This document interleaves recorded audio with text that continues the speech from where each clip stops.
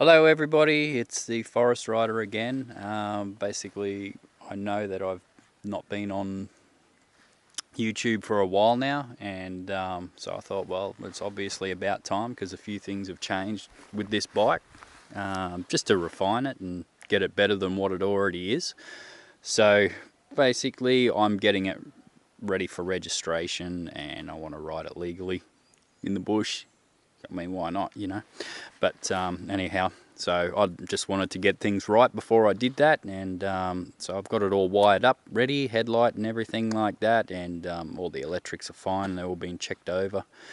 Anyhow, so I chucked on a Honda style CRF digital speedo.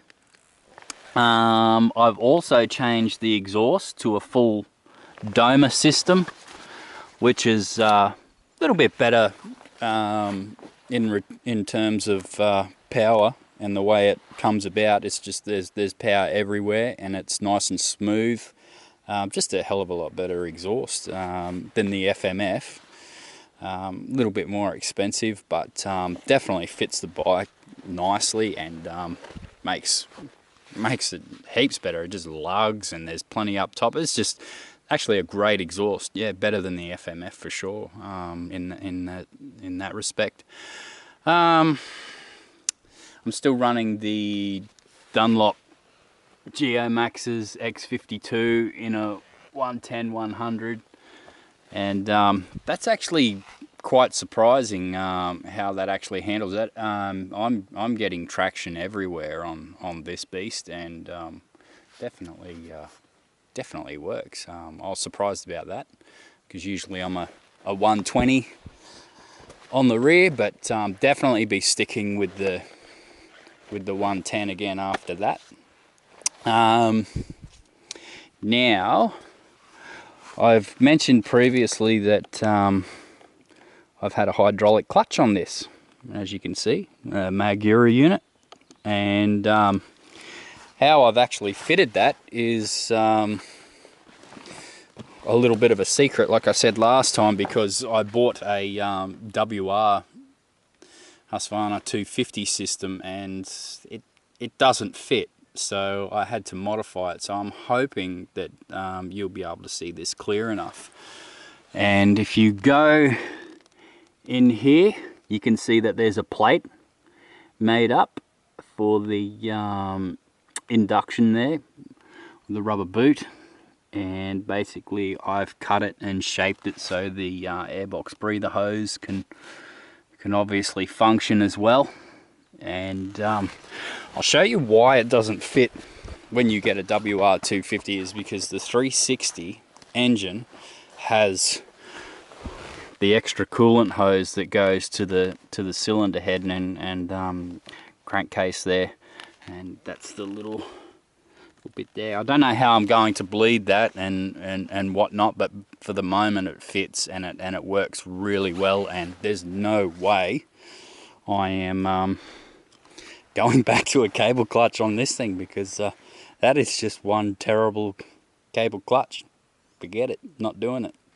Want to make my life easier on this bike to ride, and I've been doing that. I believe I've got to the end of getting it how I wanted in terms of rideability. So, you know, the Electron carburetor, I've leaned that out slightly because it was fouling plugs, obviously, from last view, and just looks wise, you know, I've got the original plastics here for that 2000 model look.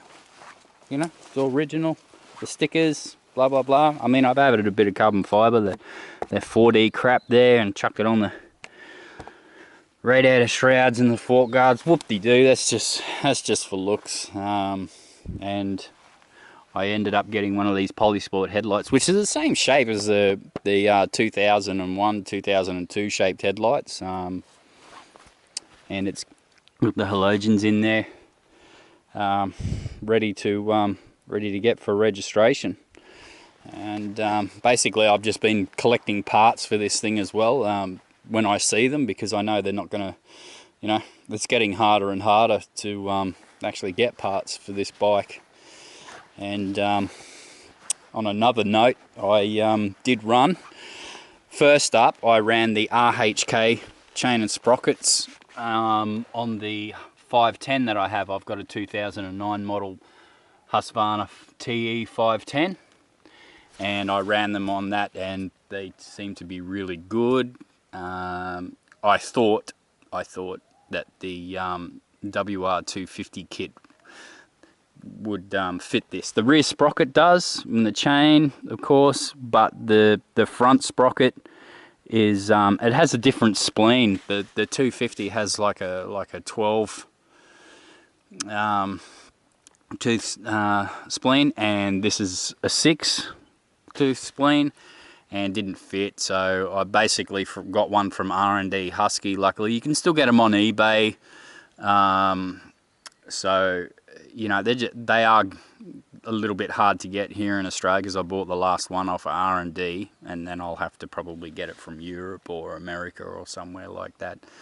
But I've got a couple coming on the way, so I don't get stuck. But it's a 14-48 combination, and seems to be working really well. The bike, like for me, I'm a pretty tall guy, so it's feeling a little bit cramped in the seat to peg distance there. For me, I feel a little bit cramped. I'm always sitting back up in this position, which is fine, you know, if you're going up hills and blah blah blah, it's all good. But you know, when you want to move forward, it's just that little bit cramped for me. But I enjoy it, and I live with it, and you know, it's not a big deal, but it does stop you just a little bit from having that little bit more fun. And obviously I did raise the bars a little bit there.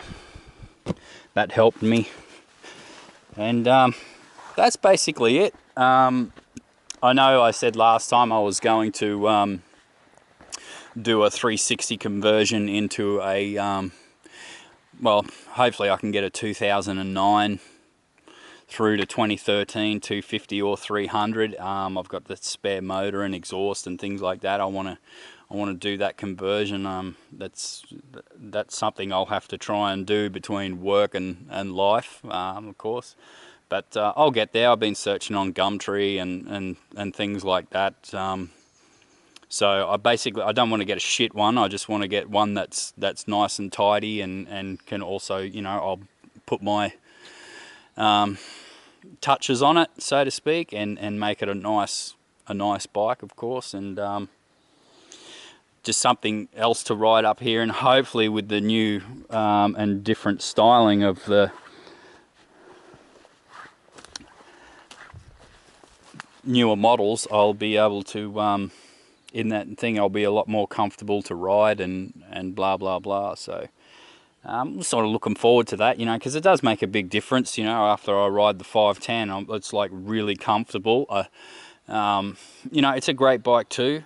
I'm actually not a big, huge Husqvarna fan, but they do make a good bike, and I really love this bike. You know, I've had new bikes, and I get to ride, you know, all different types of bikes, and it's probably one of the best motorcycles that were made, you know, in sort of the history of off-road motorbikes. This is a good one, and I'm sure it goes side by side with a KTM 380 EXC, which you hardly see anymore. I mean, you don't even see these much anymore. People riding them, or, you know, in that condition or anything like that. So, you know, it's a bit of history there. It's nearly 20, getting on 20 years old. So, you know, I want to keep it nice and just enjoy riding it, and I do. It's such a fun machine. I love it. What more can I say? I don't have to repeat myself, but and as you can see, like I'm doing just a little bit of single line stuff here and whatnot, and when I'm in the state forest here around Imbil, Okay, I'm not going to hide where I am or anything like that, but you know, there's a lot of single line track in the scrub around here and whatnot that some people have put in. As I work away, I grew up around here and whatnot, and you know, I used to ride this constantly, this whole area, and I've done trail bike tours in the area and stuff like that as well. But you know, I'm actually moving back to the area. I've got a business closer to Brisbane, Queensland, Australia, and so I'm moving my family back out here for just a little bit better lifestyle, and obviously I can ride when I want. The block is actually situated not far from the state forest. I just got to clear a track, and basically I go down my driveway and into the bush. I mean, what more do you want? You know, if you're a dirt bike rider, bloody oath. Just a great spot. It's a great spot. I've ridden in a lot of areas, you know, North Queensland and stuff like that. Mainly Queensland, you know, I've done the border trail rides and stuff with Dolby Moto and blah, blah, blah. Imble's a great spot. It's getting, obviously, a lot more traffic these days. But, you know, it's actually not that bad. I'm about to go do other rides throughout this year around Glasshouse and things like that, because I haven't been down there. There's still a few areas, obviously, but you know, I ride Imble all the time, and basically when I go into different areas to ride, it just, your ride time doesn't matter where it is, as long as you get the ride time, you're pretty much right. You know, you get all your balance and things like that sorted, and basically go anywhere, you know, and have fun without hurting yourself. But anyhow, I'd like to wish you all a Merry Christmas, and I hope that 2017 brings you a lot of great things. Stay tuned. I'm not going to try and, you know, flog you to death with boring shit, even though this probably sounds like it, but this is more about the bike than anything, and yeah, just more Husqvarnas to come. If I can get a KTM 380 and do it up, I will do that as well. I just see how I go. I've got to set up my life out here and re-establish myself, try and get work, of course, but the main thing will be the rides, and I do go out with certain groups and stuff like that. But yeah, on the sly, this not being registered, I'll have it registered shortly. It's all sorted and ready to go, so by the time I have my next video out, it should all be sorted and be legal, and I'll keep yous informed with the 360 and all the other things that I'm going to do and have got planned. They take time, obviously, but I will eventually get there and show you some work in progress. Alrighty, I'm going to go. See you later.